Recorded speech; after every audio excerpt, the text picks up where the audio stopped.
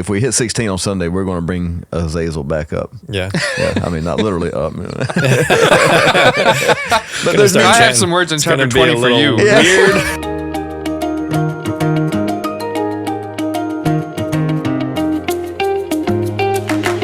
Welcome back, guys. Pastorized. We are heading into the second half of Leviticus, so it's going to be a long one, so buckle up. Pasteurized is getting legalized. Yeah. We're not talking about marijuana. Oh, This is the Levitical legal system. That's got a lot of do's and don'ts, right? Actually, just a lot of don'ts. Now that I think about it, it's not a whole lot of do's. Well, so we're starting off with the Day of Atonement. So we tried to break it up this way. Up until this point, God has definitely given a lot of clarity on how to approach him, and he's going to continue to do that. But the Day of Atonement is kind of the central piece of the puzzle, really, because without this and without understanding this in the proper context and looking at Jesus later on and how he fulfills and what this is pointing to in Jesus, right, then that's really the crux of all of it. And so we mentioned last time, I know I was talking about how some people look at atonement and they're just seeing that Jesus has died because he was the perfect epitome of love, and so that the world can't handle him type idea. And there wasn't really any mention of, for some people out there, atonement is not the covering of sin and the need for bloodshed and the need to appease God's wrath and that type of idea. But when you look at Leviticus, you really cannot get around it. The amount of detail that goes into it, and you're not coming away from this thinking, oh man, God is a very approachable God. You're thinking the very opposite. The truth of that has to sit so that when Jesus does come and Jesus is there and the veil is torn and he is the ultimate sacrificial lamb and everything, that is what brings it all around. And so I think that's what we keep in mind as we move forward. Yeah. And so that's Leviticus, guys. We'll see you next week with Numbers. One thing that I did take note of in the beginning of chapter 16 is the Lord is speaking to Moses after the death of Aaron's sons, and it's kind of like this. Yeah.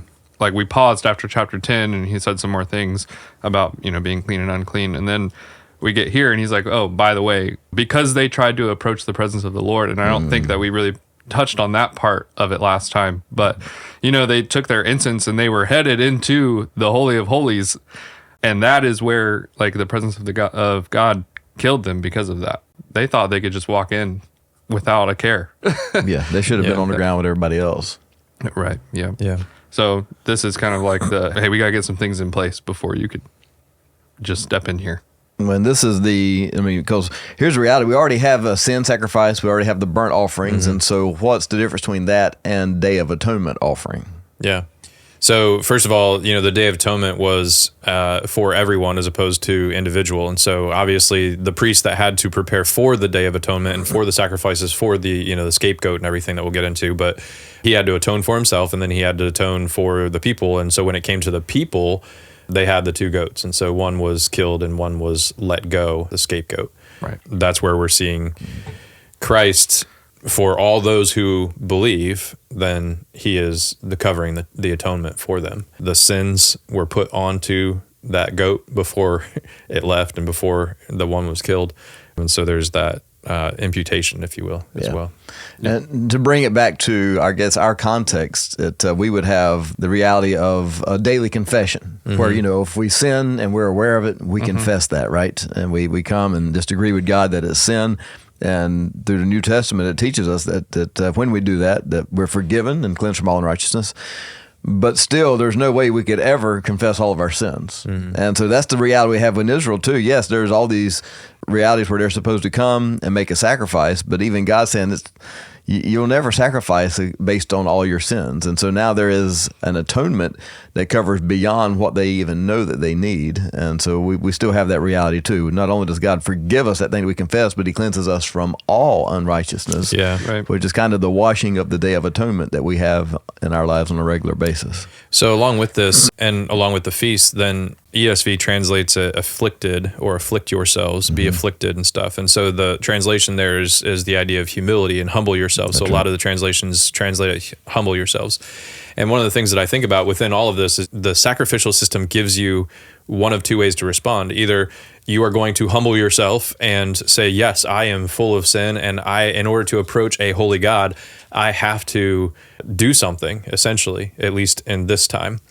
For us, again, it's the grace of God through Christ. But the other aspect or the other response could be that you are going to say, well, no, I don't really need to do all this. And so we're going to see the blaspheming of God's name later on in the next couple chapters over. But that's the two responses that we can have. Either we humble ourselves or we become even more prideful and we dig our heels in. And this is really what highlights it. It's going to be when it's day after day and constantly, you've got these times where you're called to be and commanded to be humble and offer a sacrifice. And that's in reference to chapter 16, verse 29, where it says to afflict yourself or humble yourself. And it's amazing, because this is the first time we're having this Day of Atonement, right? At least contextually. So it would be a big deal for them. Mm-hmm. But you can imagine over time, maybe it wouldn't be. Yeah. It could be the type thing where it's just, another religious ceremony that, they're somewhat bystanders with, where God's saying, hey, no, look, I need you to recognize the significance of your sin. Mm-hmm. And so that's really the goal of this. We cease everything, stop everything, afflict yourself. So we believe there's probably fasting involved. It doesn't say it per se, but that the idea in the Hebrew, from this word that's translated afflict or humble, there usually is a fasting that's involved with that, which this would be the only prescribed fast. And in the feasts and stuff, some of the feasts do say to fast, I believe. Yeah, I think maybe you're right. As far as with the sacrifice. As far as the atonement. And so it's, again, the reality is he wants everything to indicate to them that your sin is a major problem. Mm-hmm. It requires more than just a casual participation in a religious ceremony. And so I think it comes back to, yes, Jesus is the major atonement because the sin was the major problem. You can't have the one without the other. And so we got to recognize how desperate our situation is to really fully appreciate the salvation that God has provided. Did anybody look into what they do for Yom Kippur now? No. Not really. I didn't either, but I'm just wondering if you guys did. Because they can't offer sacrifice. Make it up. Right. Nobody's going to fact check you. No. Yeah, nope. I mean, I can look it up right here, but... Sorry. Yeah.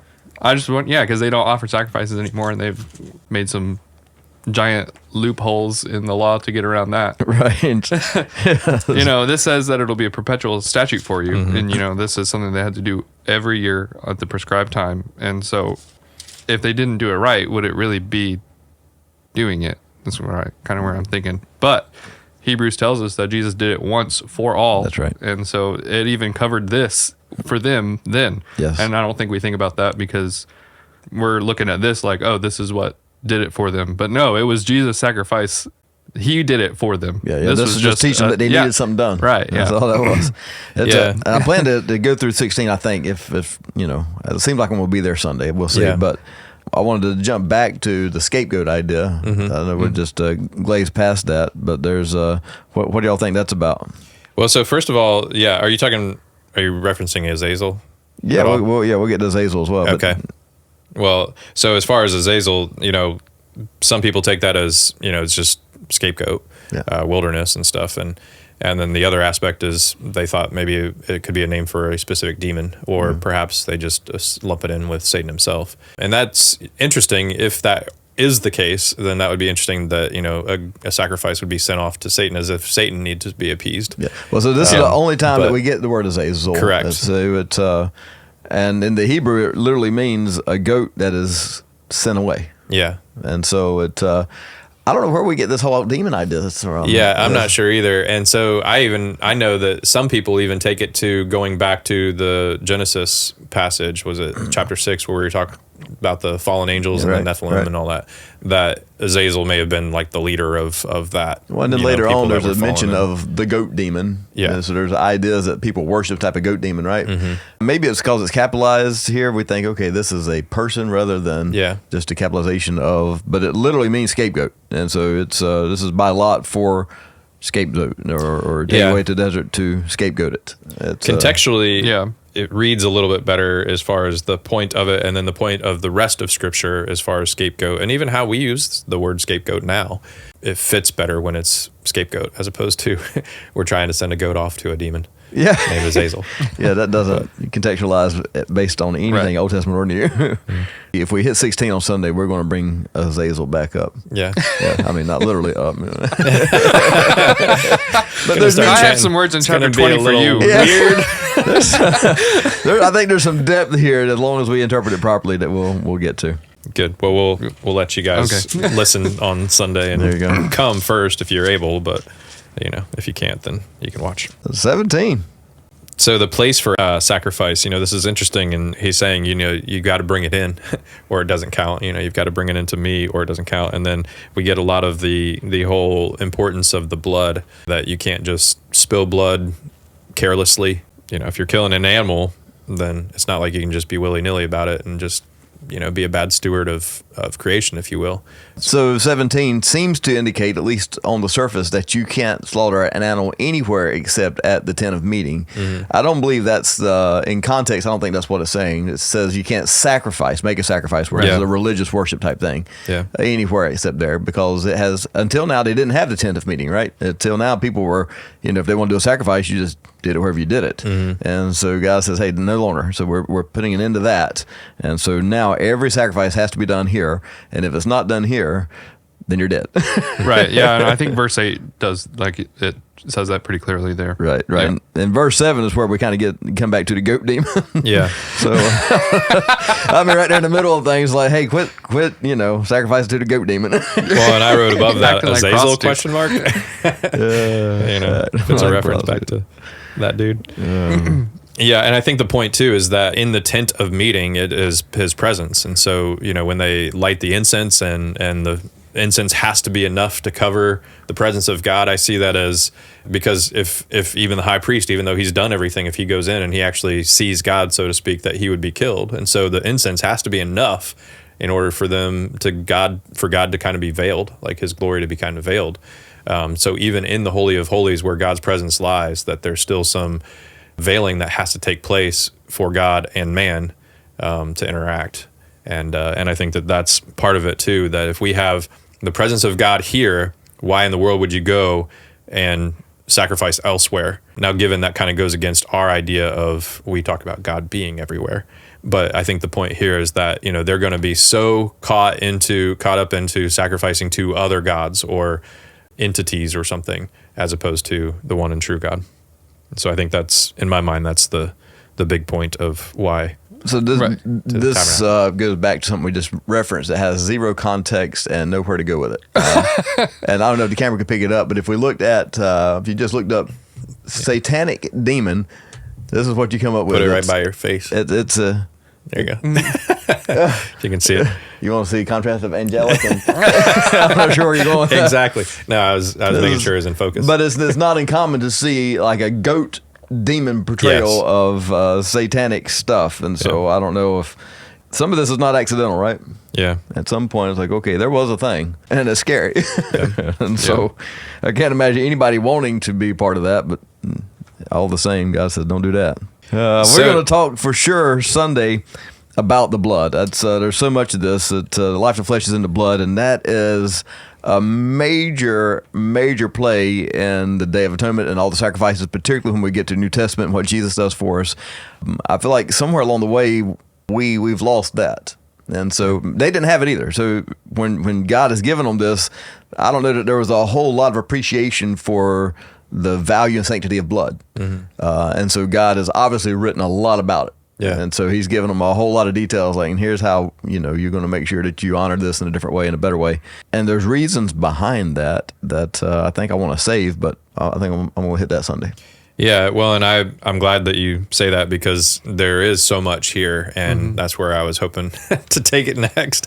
It's just the fact that headed them off at the pass. Good thing you spoke up first. Yeah. Yes, I think it's both and. As far as what God has done, He designed it so that we would. Life is in the blood. And so he's pointing that out, but he also designed it for the purpose, knowing what was going to come and knowing how he was going to put the sacrifices. When we understand and we remember that God is timeless, he's outside of time, then he's not doing these things willy-nilly. Yeah. And so even within this, it's not like he's saying, well, because he found out and he just knows this, that life is in the blood. No, he created it that way, and it's for a purpose. And so when we come to this, we understand that this is God revealing to us who he is and what he's about and how we can interact with him and how, the sacrifice is going to be made. The atonement is going to be made is a better way of putting it. So apart from the symbolisms and religious applications for us, anything today in regards to blood that we should be concerned for in our handling or...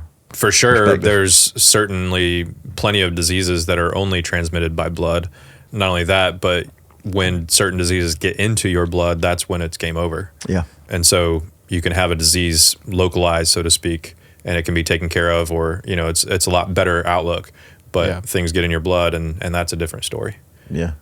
That's why whenever you get an infection, say like a dog bite. Yeah. I was wondering. And you see stripes going up your arm, then that's the infection spreading. Yeah, it's in your blood now. Yep. Your system is about to go septic. And and the blood is certainly putting it everywhere in your body. Yeah.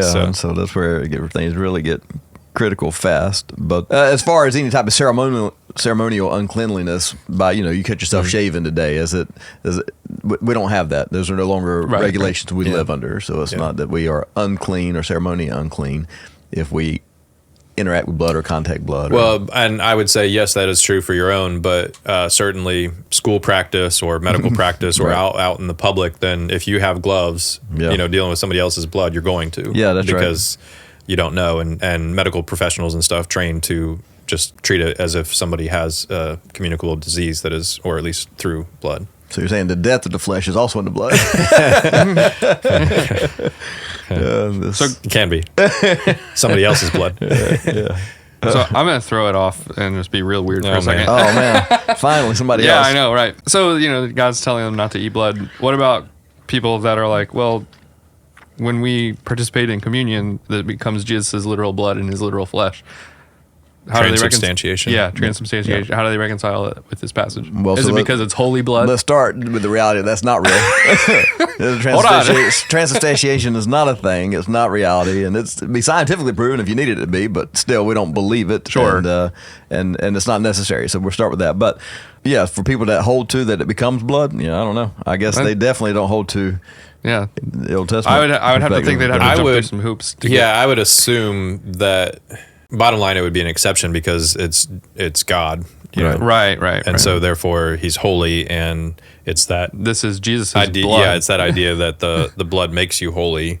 And actually, I feel like if I remember correctly, there might be some people that believe that is part of how you have holiness within you. It's not just the Spirit necessarily, but that's part of the reason why they believe in transubstantiation. That it is the blood and flesh of Christ. That if we consume Him, then we will be more like Him. And I'm not sure if that's mainstream Catholicism or not. But anyway. Yeah, I'm not really sure. It was just a thought that I had when I was reading it. I was like, that's kind of interesting that people are... I mean, because when you read about the blood, you're automatically thinking, okay, Jesus' blood, this is, special. And so my mind started going to that. Yeah. Well, and not to belabor the point, because I feel like we've beat it at this point, but it's, we're still here. So blood spilling out. Yeah, I know. Let's throw one more ball in the ring here. It's, how about a rare steak? That's not blood. That's not even blood. I agree with you. But, I have had people tell me I don't eat. Yes, that's right. But I have a friend who's in ministry. I won't mention Ronnie's name, but it's that's not my dad, Ronnie. It's a different guy. Now he's gonna watch this. Yeah, I doubt it. Yeah. But he wouldn't eat a rare steak, and it's based on this. I was like, man, I don't think that's blood, bro. But so for those out there who have heard that, which I'm sure is out there, they probably heard it before. You can't have rare or medium rare or whatever because there's blood. It's not really. What you think it is, and it doesn't violate this. However, I would also say that in the preparation of animals, when you eat, then whether there is blood still in it or whether you've let the blood drain out is a big deal. Yes. And I think if I remember right, we get into it more specifically later on. Yeah. Not in Leviticus, but probably Deuteronomy. They drain their animals. Yeah. Yep. Yeah. Which again, a practice that is held in the hunting community that does improve the meat. Yeah. 18. Here we go. If we're past the blood. Here we go. The blood will come up again. Everybody buckled in. It's getting more weird from here. So first off, okay, when God is giving us all these commands to be holy and how we're to be holy, and we see this, I took the time, think I got them all, but if you guys were to be able to see my Bible and all the squared off orange, it's every time that it says, I am the Lord your God, or because I am holy, or something along those lines. And I mean, it is constant that we have, I am the Lord your God, or I am holy, or I am the one who have separated you, or I am the one who has consecrated you. I am the one who sanctifies you. And so this is the whole point of what God is making here. That's right. That yes, you need to be holy because I am holy and I am the Lord. That's why. One of the things that I'll mention too, one of the guys said, I can't remember, I wish I could remember the guy's, one of the pastors, but anyway, he said, if we were driving down the road and my wife comes to me and she's like, are you sure? Don't you want to turn there? And he's like, trust me, I got this. And, you know, if the wife was like, well, no, that isn't that. And so if you get into this argument where she has to know, you know, where it's going, then that kind of kills the trust, right? You know, so the trust of just trust me is innately part of trust is not always knowing. And so when God is saying this, and I would relate it more to a child and a parent more than I would relate it to wife and husband. Too late now. I'm just going with what don't the guy walk that said. back. I'm sending this out. But at the same time, that's exactly what we say. Like, how many times do we say, because I said so? And sometimes, yes, it is because we want our kids to just obey and we're just done and we're just had it. Yeah. But at the same time, there's often times where we cannot explain or they can't comprehend or, you know, we don't have the time to go through it all. Or maybe it is that we're sensing that they are just straight up rebellious and they don't care. And so whatever answer that is given is not going to change. And so it's kind of like, no, you need to do this because I've said that. And it really comes back to trust in the authority. And so that's kind of what we're coming through here. Yeah, and I think too that the Israelites are they're to be a unique people. And so when God declares them holy, like we talked about on Sunday, it's that set apartness that they're different. And so all these other cultures around that do things, you know, they might drink a cup of blood. And they're weird. Yeah. And so like for some of us, like we'll read this and be like, that's kind of interesting, you know, why would they do it like that? Let me interrupt you to say that when we were in Tanzania, then they would actually cut the throat or cut on a cow primarily. They would drain some of the blood, and now they would let the cow heal, so they wouldn't kill the cow because it was precious to them, of course. But a lot of times they would mix it in with the milk for their little kids, especially the young ones. And the thought is it's protein and it's all the nutrients that, I mean, they're not going to be able to explain all the nutrients that they're thinking, but that's the point of it is kind of what, and other stuff that they don't know they're getting. All sorts of pathogens in there. That's like basically the rest of the stuff that we're going to read in Leviticus today is, you know, this is to set Israel apart from other nations, and then also reveals God's character even more. And so that's kind of like the foundation for this whole book. I'll say that from an encouragement side of it, you can see the effects of Christianity in America, because when we read a lot of this, it's like, okay, that's standard practice. That's not off the wall crazy. Whereas in their culture, this would have been, we can't do that. Right. Yeah, we got to change some ways. It would have been. Some of this would have been things that would have they were already violating. Perhaps Israel was, but for sure the communities around that was on their problem with these things. Yeah, and I think you're right that it is a separating thing because they would have been taking practice, and we're going to see, you know, even within the child sacrifice with Molech and stuff, we can only assume that was the practices that were happening, and therefore why it is forbidden. Right. So 18 is a lot about sexual intercourse and who you can be with and who you cannot be with, and so basically. It's easier to say who you can be with. This is why we boiled it down to when you're married, man and woman, that's it. Yeah, you're done. You're done. And it cannot be anybody you're related to. Yes. Right, yeah. And so there's that. And if you have questions, then go back and read chapter 18, and I would say add to that chapter 20, because they expand a little bit in 20, but basically the same stuff. Well, and what's interesting too is that even the strangers that were among them had to abide by the same laws as far as when we get to the end of it, and the unclean versus clean, and you know they would be kind of responsible too for the people that came into their land, and whether they, you know, later on participated in the same feasts whether they were clean or unclean, and how they interacted, among the Israelites. Chapter 19, this is where we see love your neighbor as yourself. There, 19:18. So when we come to the greatest commandment, in terms, which is really 2, there in Matthew 22, but that's where this is the original. Yeah, so Jesus wasn't giving them anything new. Correct. So a lot of this is repeated from earlier. A lot of it is taken care of, and just showing how we are to love other people. It's fairness, it's justice, it's caring. Let's say don't get a tattoo. What do you do with that information? We also wear 2 different types of material. Yeah, I know. And I'm pretty sure some of us got some corners of our hair around it. I always round mine. I don't like the squared off look, which is weird because of all the things that people were like, hey, that's in Leviticus, I would have been like, wait, is it? Yeah, I would have same. Because it's one that you read and you're like, that doesn't apply. Yeah. And move on. But I've had the barber ask, you want to square it off or round it off? It's like, sometimes like, it's whatever you think, I don't care. And, no, I'm kosher. I need it squared. It's like, well, I'm going to start paying attention to Orthodox Jews, though. Well, I would love to know what the culture was in that day as far as how this related to them, and I haven't put the time in to research it out and find out, because there's something more to that. I mean, rounded hair or squared hair, I don't know that. Well, and again, later on, we get that they are not supposed to cut their hair. And so, like, again, Orthodox Jews that you may see, they've got the big curly type of sideburns almost that are coming down, and the way that they cut their hair or the way that they don't cut their hair, shave or don't shave. And even the Amish, they're taking some of their cues from Scripture, be it here or New Testament, where it's like, in their case, more so, it's New Testament, where they're like, hey, a man should look like a man and a woman should look like a woman. Yeah. And so they're very careful about that.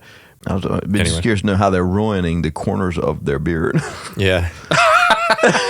What was the practice? What was going on back then? Don't slash your body. You shouldn't. That should be obvious, right? Or get a tattoo on yourself.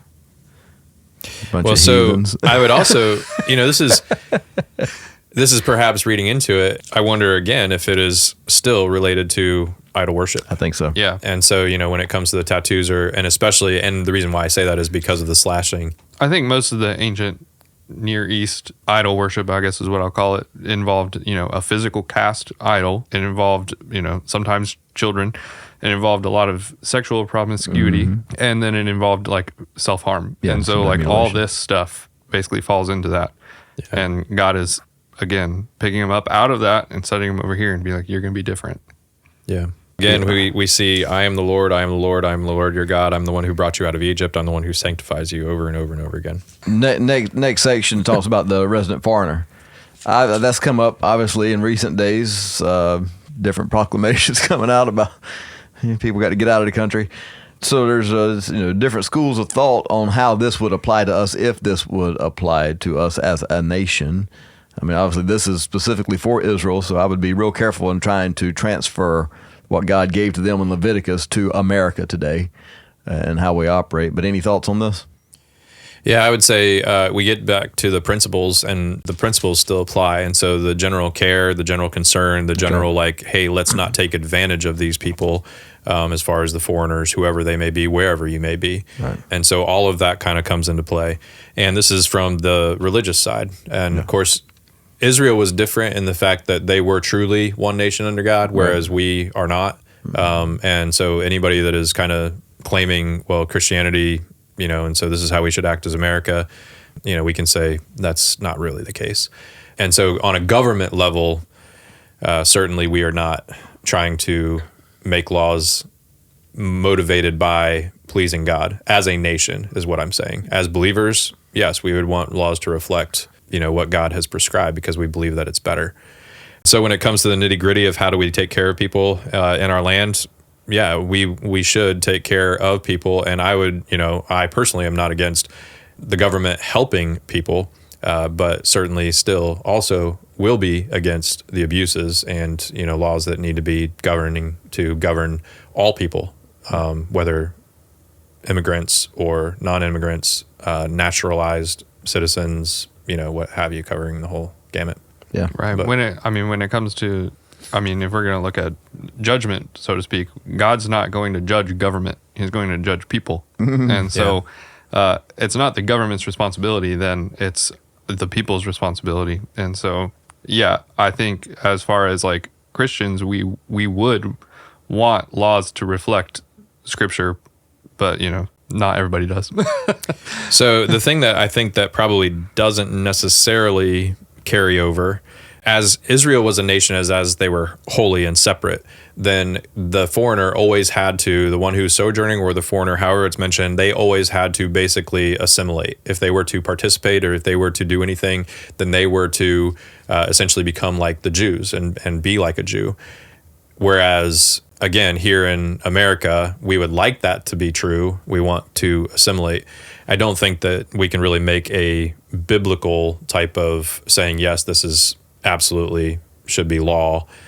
Take that for what it's worth. Well, and you probably shouldn't take your foreign policy from Leviticus. Correct. That was my point. And that's kind of what I'm saying, I guess. You can't, if people are going to Leviticus, I would say, I'm kind of saying that to warn believers, hey, don't take this and then say, this is why we need to make these laws. Yeah. Right. So don't go down that route. You'd have to ignore a lot to try to pull that one thing exactly. out. It's like, also. Yeah. So thanks for clarifying my point for me. Because I'm bad at that sometimes. Well, and I mean, if we go with the principles that are behind it, it is to care for people. That's right. And so, I mean, maybe we should actually start by caring for the people in our communities first and then go from there. Because if it's our responsibility as individuals, then we have to take responsibility. And I think that gets to the heart of the matter. Sometimes we are so concerned about the world stage that we forget the local stage. Yeah. And in our effort to sometimes be, hypervigilant. And it all comes back to politics usually. We tend to be so politically motivated. We like to engage in those conversations because, everybody has an opinion. But, well, and what's interesting is that reveals, at least I would challenge and push back, that reveals where our trust really lies. We are so into the politics being correct and right and according to what, we think this is, then we are putting our trust and hoping that the government is going to be God in a sense. And that's kind of a dangerous place to be too. Yeah. So we come back, it's the reality is we got to love God supremely and love our neighbor as ourselves. And if we just do that on the stage that God has placed us on, then that's what's expected of us. Yeah, and I would say practically, what does that look like? I would say, so if you've got somebody that and there's people in your neighborhood or people that work for you or you work with, and they are illegal, so to speak, then there's conversations, there's help, there's support to try to make it right. When you're talking about justice and stuff, you're trying to make it right. So what does that look like is kind of what I would ask, and helping that person along, and again, taking care of them and helping them. So it's a whole number of things that may be needed. Yeah. So it's a sticky subject. Yeah. Because I know people, right? And this is just on a personal level. This is not me coming from Leviticus or the pastor to church. Let me have it for a minute. Yeah. I would understand it. I get it. If I lived in a nation that bordered America, I would do everything I could to get over here, even if it meant crossing that line and say, I'm gonna break the law to come in, because you don't, when you're in Mexico, that law doesn't really apply to you, right? That's not your law. And so once you hear it is, so there's some gray area there. But I also fully affirm our government enforcing the law. And so it's I can see it on both sides, and it's I'm not desperate either direction. It's just it's an interesting situation that we've allowed our nation to get into now, and the way out of it's not going to be an easy one. Yeah. So I don't plan to stand on that stage and figure it out. We come back to this stage. We've got our community, Westmoreland County, Oak Grove, at King George, surrounding areas that we're responsible to do what we can to demonstrate the love of God, and that's what we're going to be held accountable for. Which is good, because I don't really have an answer for the other problems. So I don't want that to be on my desk. So we get into chapter 20, and this is kind of a repeat of chapter 18, except now he's telling us what the consequences are. And 18 is like, hey, don't do it, don't do it, don't do it. And 20 is like that same thing that I said, don't do, sexual sins primarily.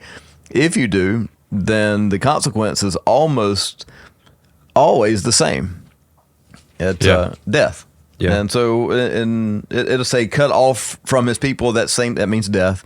It doesn't mean that he's got to go live somewhere else. That means he's taking a dirt nap. And so this is it for just about every sexual sin listed here.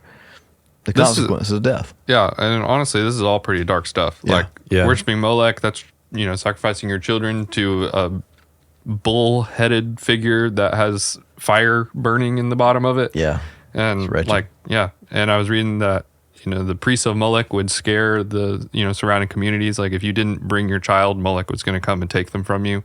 So, and they would like make really loud noises while they were killing the child. I mean, it was pretty disturbing stuff. So like the parents wouldn't hear the child screaming. Yeah. And then you got the spirits of the dead and familiar spirits, sexual sin, all this. A lot of sexual sin. Yeah.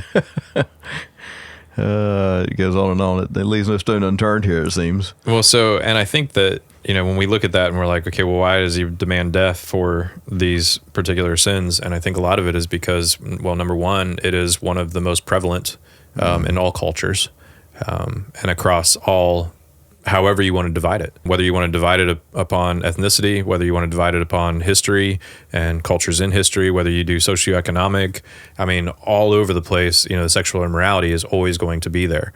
And so there's always abuse. There's always people taken advantage of. There's always a twisting of what God has said.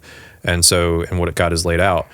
And so, in this, for these people, if the stakes are that high, then it's going to deter a lot. Yeah. If it's like, hey, I'm gonna do this, and I could potentially be killed for it, then hopefully that's going to stop some things. Yeah. And so, the steep cost of punishment within this, I think, is a big deal, and it's showing just how much of a big deal it is. Because again, God wants them to be holy. And this is one of those items where there is no sacrifice for it. I mean, if somebody steals your car, then they can make restitution for that. If somebody violates your wife, there's no restitution. There is no amount of anything you could ever pay to make that okay. Yeah. And so God's saying, hey, look, that this is not fixable. Yeah. you got to go on and get. Now, here's the beauty of it. We get to the New Testament. Lady caught in adultery brought to Jesus. The consequence is death under the law, and instead he shows grace. And so for those who have stepped out of the moral boundaries, then we know from the New Testament and Jesus that there is grace to be had. And so he says, I don't condemn you, but he also doesn't condone it. Said, go and sin no more. So that's the reality. He still maintains the moral law of God. That is still the standard, but he does show grace. Yeah. At the end of chapter 20, the idea of somebody being possessed by a demon was also punishable by death, which we saw a lot of it in the New Testament. But every time Jesus gave life, and so he cast out the demon, restored life. Also, just a passing glance at the difference that Jesus made, because they had no solution for this. Jesus does. For them, this was a death sentence. For Jesus, it is not. And so many of these things that we're going through in Leviticus that either require death or lead to death or lead to somebody having to live outside the camp, Jesus resolved all of those in the 3 years that he ministered. And the issues of blood, the demon possessed, the caught in adultery, all these things that we keep running into in Leviticus, Jesus ran into and fixed it. Yeah. And so the people that are going to be the mediators, the intercessors, so to speak, between the common people of Israel and God have to have a higher standard, essentially. And that's part of what we're seeing in the next several chapters as far as the priests and what they're about. Because we look at this, and I must have been a little bit tired when I was reading it this time around, because when I first started seeing it, and it was talking about some of the deformities that would come, and it's like, okay, well, that person cannot approach or be near God or whatever, and I'm like, wait a minute. But then I had to remind myself, oh no, he's specifically talking to Aaron, in the priesthood, and so this is not just common people. And so if you have a child that is somehow has a handicap or deformity or something like that, automatically it's like, nope, you're out. You can't come into the presence of God. So it's the priesthood. Yeah. I know. Oh, dang. That's where I had to go back and be like, wait a minute. Yes, this is the priesthood. This is the priesthood. This is the priesthood. And here I am. You got to have full-headed pastors here. So we obviously don't operate under these conditions anymore. Yeah. So, I mean, you can think of it again, like the way that God has, ordained the tabernacle, the Garden of Eden, is you got the outer, the inner, and then the inner. And so, like, the outer is all the other nations. The inner is, the holy place, that's Israel. And then the most holy is kind of like the priests. And so they're even set apart more from Israel than they're not just common people. Again, like this layer, this 3-layer onion. That's kind of what it is. 22. Yeah, it keeps it going. Yeah. with the priesthood and everything that is specific to them. And again, God is repeating over and over again, He is the Lord, and that is why, and He is the one who sanctifies. Even in the commands of, consecrate yourselves, He kind of follows it up with, I'm the one who sanctifies you. Yeah, some more about the sacrifices that they have to make for themselves in the rest of chapter 22. So read it. Right. It's there's nothing. I got nothing out of this that, like, okay, this is applicable for us today. Most of this is very much is not. Right. But again, we keep coming back to the background of holiness, sanctification, set apartness, and so God is hammering that nail deep in every aspect of their culture. Yep. So not only do the priests have to be pure, but the sacrifices that are offered need to be pure as well. Yeah, food they eat, everything. Yeah. So we get into, with chapter 23, we get into the feasts and the various feasts. And so the Sabbath is kind of foundational. That's one of the first ones. I think it's probably listed first because it was one of the first things that God instituted. Again, I went back and I was looking, and there were some other people that said there was a study that, one of the studies at least, was with donkeys. And so they said, here's this group of donkeys that they worked 7 days a week, all the time. And then there was another set of donkeys that worked 6 days, and then they gave them 1 day of rest for that set. And the ones that had to work and work and work and work and never have the rest, then they became more stubborn. Productivity was down, all that type of stuff. It was like, and these are animals. And so then there was other group of atheists that kind of did the same thing. Okay, we're going to this is stupid. We can be more productive. We can make more money if we just work 7 days a week, yada, yada, yada. And so they did that. And guess what? Well, they were less productive. Their production went down. They started, they were very disgruntled, like very just mad about the world, basically, and all that type of stuff. And I think we noticed this, even without the studies, we noticed the Sabbath aspect, because how many times are people like, I need a vacation, I need a vacation, I need a vacation, or they're living for a vacation, or they're living for, I got to have some time to myself. And so whether it's just the day-to-day of, kids, leave me alone for a minute. And I think we know that these patterns are ingrained in us. Right. And so there is some rest that has to happen. Well, the wise man Solomon said it's good for a man to enjoy the fruit of his labors. Yeah. So there's, at some point, you've got to partake of something that you're working for, right? It's like, it can't just all be work. You don't work for the purpose of work. So we've hit on the Passover. Passover is one of them, the Feast of First Fruits, the Feast of Weeks. One of the things that I just kind of put down in my Bible, as far as like the months necessarily, but just in the first month, 14th day, that's the Passover, lasts for a week basically. And then the Feast of First Fruits comes kind of immediately after that, if I remember right. And then about 50 days later, the 50 weeks, or the Feast of Weeks. This would be like 7th month, first day, Feast of Trumpets, 7th month, 10th day, the Day of Atonement. The 7th month, 15th day is the Feast of Booths. And so you basically have a lot going on in the beginning, and then a lot going on a little bit past midway. Yeah. Is kind of how this is working in their year. Does it work out kind of like for planting and harvesting? Yeah.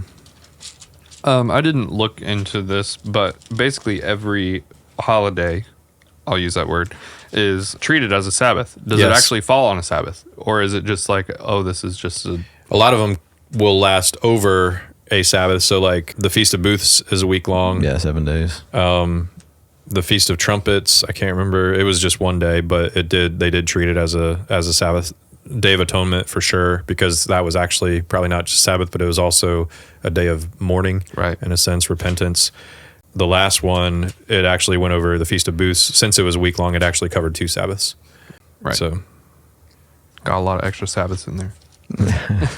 The Feast of Weeks, fun fact, is the festival that everybody was in Jerusalem for when Pentecost happened. Right.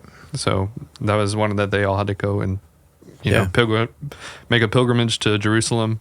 Same thing for Passover. So it made sense. Yep. That- God ordained things. Yeah. Chapter 24, get into some miscellaneous, as I would put it. It just kind of rattles and we start moving faster, I guess. But what are you guys seeing from chapter 24? Nothing. You don't like the eye for an eye? I figured you really like that one.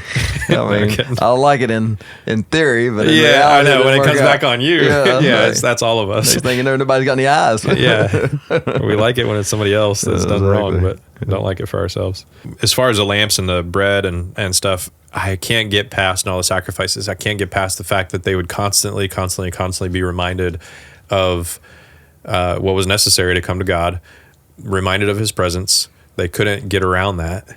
And so, then you come back to, okay, well, how are you going to respond? Are you going to seek to be near God and be present with God, or are you just going to try to somehow ignore it and go about your day? And that would be hard in this land. What chapter are we in? That's 24. The beginning of 24. Yeah, Where beginning goes of that? 24 is lamps and bread for the tabernacle, and then it gets into blasphemy. Well, we finally get a story, Yeah. instead of just didactic information. It's like, whew, you come up for some air. It's like, let me tell you a story about a guy who, had one parent was Egyptian, another parent was Jewish, and Yeah.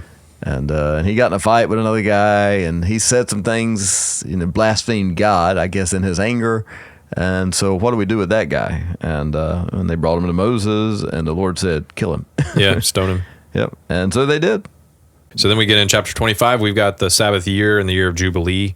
So this is also kind of paired with the atonement and the things that would happen along with the atonement. And so this is one of those things where this would be radical. Like if we were to actually implement this as far as, talking about government and society and stuff, this would be pretty radical to, how things operate financially, economically, that type of thing. But also just...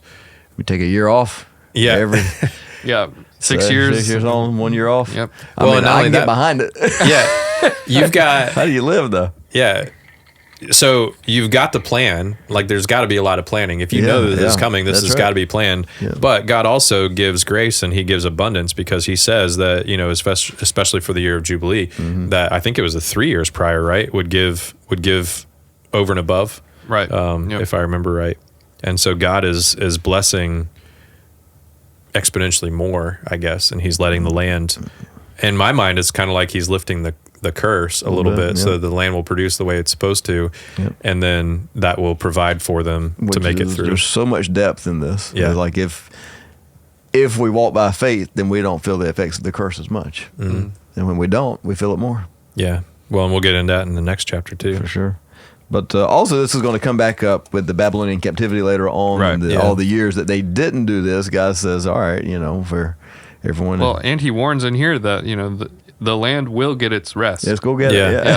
Yeah. Yeah, it's going to vomit you out. With you, without you. Right.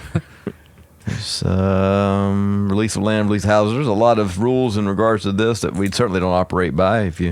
And I don't know that they did either, honestly. I think that's become part of the problem because people are motivated by greed, right? You get a house and it's like, well, in 6 years I got to give it back. Is that how that works? Supposed to release if it's Well, whether it's in a walled there's city or certain not in the walled city. criteria. Yeah, there's certain criteria. So it was if the house is basically on a foundation, is kind of the way I put it. If it's on a foundation, then it doesn't transfer. It doesn't switch. You've bought it. It's outright. It's yours. But if it's a tent, if it's mobile, if it's hut, that type of thing, then no, it's deemed as part of the land, and the land is what is returned. And so that's kind of how that all goes. And I think for a lot of it, it's really, I think, God's way of taking care of people. Anybody that this is really going to benefit, primarily when we look at it, it's going to benefit the ones that are indebted and poor. Within all of this, that's, I think, what we're seeing is part of God's heart. Well, he says you got to fix the purchase price based on how many years you're going to have it. So you recognize, hey, you're not going to keep this. Yeah. It's going to come back to them. And so, if you're in year 5 of a Jubilee, then it ain't worth so much. Well, and it gets more important too when we consider once they move into the promised land, and that's kind of what he's prepping them for. Right. So once they move into the promised land, then the tribes have their certain areas, and so I think that's part of it as well. I agree with it. Well, but obviously this is still, it feels real to our scenario too. You have a house or land just for a while. Somebody else will go get that. Yeah. You're not keeping it. Yeah. It's going to go. We make such a big deal out of things, but eventually everything passes on to somebody else. So in Leviticus 26, this actually kind of parallels. We'll get deeper into some of the blessings and cursings in Deuteronomy 28 when we get there. I think it spells it out even more clearly. But God is going to bless, and the land is going to, you're going to live in peace, and the land's going to produce, and other nations are going to be afraid of you, and I'm going to make my dwelling among you so that my soul shall not abhor you, there in verse 11. And you're going to be my people. I'm going to be your God. You're going to be my people. And he says, again, I am the Lord your God who brought you up out of the land of Egypt. And then we contrast that to what is going to happen if they don't. Well, instead of peace, they're going to have panic. Mm-hmm. And now, I'm going to visit you with panic, wasting diseases, fever, consume you, make the heart ache, sow your seed in vain, so the land's not going to produce, struck down before your enemies. Basically, all the people are going to laugh at you in a sense, and, he's not going to protect them. Your cities will lie waste. He's going to scatter them. He's going to unsheath the sword. Say that 5 times fast. So blessings for obedience and following God, and then punishment for disobedience. Yeah, as good as it is with God, that's how bad it's going to be without Him. Yeah, and that's again teaching us a true reality. We don't live under this conditional treaty anymore. Use that word. There's still a reality that with God things are going to be good, and without Him things are going to be bad. Right, and at the end of chapter 26, if they repent and confess that they have sinned, then God will remember His covenant. Yes, that's right. And even though they're in the land of their enemies, God will protect them. And so I put in my notes, he's speaking of a remnant. He's going to have a remnant of these people, and because that's what His covenant really is about. He's going to carry the line through and bring about a Messiah. And so in the sense of the ones who are destroyed or the ones who are exiled and stuff, He's still going to have that. And so there's still going to be people that are going to repent and going to see and humble themselves before the Lord. And that's God's doing, is the way I see it. God is preserving for Himself a remnant. He basically foretells it here at the end of 26, verses 34 and 35, that, hey, all these years that you don't do the Sabbath like I've told you to, they're going to happen while you're in another nation. They're going to make up their Sabbaths. Yeah. You can do it the easy way or the hard way. And that's what He showed them. That's it. It's like, you can do it like I've told you to, or, Well, and that's kind of what I was thinking about too. It's like, God's like, you're going to fear me or you're going to fear me. Yeah. So it's the fear of, understanding that God is holy, that He is to be worshiped, that He has the glory, and we're not to steal it for ourselves or be about, greed or what have you. There's living in fear of God in that way, or there's living in fear because God is going to bring punishment. Yeah. And so for my kids, I break it down similarly. I was like, hey, you can obey me because you love me and respect me, or you can obey me because I'm going to hurt you if you don't. Yeah. And not in a mean way, but at the same, there'd be punishments, right? Yeah. It's, consequences. The consequences, right? You're not going to have that phone. You're not going to drive that car. Mm-hmm. Yeah. And so to wrap it up, we've got laws about vows. And I'm like, wait, this is how we're ending this one? And so we understand that Numbers just kind of picks it up. But right. Anyway. Yeah. So anything within that, obviously we've got others where Jesus is saying, let your yes be yes and your no, no. Are we just going to let it hang there? I like ending it at 26 better. These are the commandments which the Lord commanded Moses to tell the Israelites at Mount Sinai. The end. Yeah. That's what it's last line. We had to finish with that, and that's what it boils down to. A lot of this is not applicable for us, but the underlying message is the same, that we are a people called to be holy because our God is holy. Yeah. And all the ways that works out. Yep, that's right. And so we pay attention to that, and we don't, so we take that as being relevant for today. We don't gloss over it in the same ways that we might be like, okay, well, these repeated words, we want to gloss over them. But still get to the heart of the matter. For sure. And we'll see when we start counting in numbers. Yes.